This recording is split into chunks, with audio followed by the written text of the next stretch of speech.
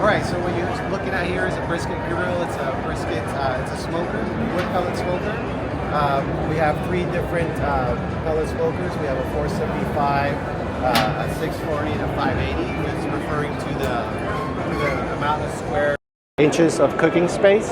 All of the grills have the same technology built into them, which include some AI features. We have our app that has everything to do with recipes, how to set up your grill.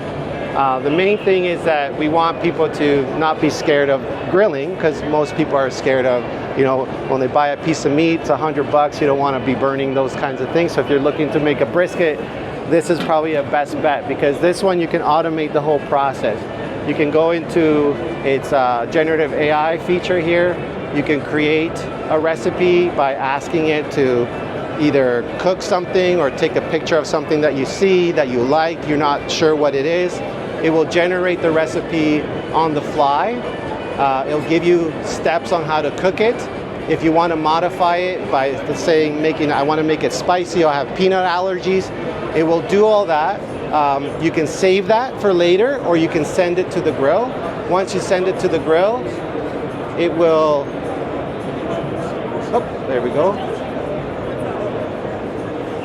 You know how it is here on CES, sometimes you get Wi-Fi interruptions. But anyways, the point is that you can send this information to the grill. It will then load it up here in the controller. Once it's loaded, then you will then have an automated program that you can basically start, and it will go through that whole process hands-free. You'll get push notifications for things like wrapping meat, flipping things over, spritzing. It will also automate the process of shutting down if it basically picks up the fact that you didn't do those steps. Yeah, that's pretty well. It's hands-free, and you'll get a really nice cook out of it.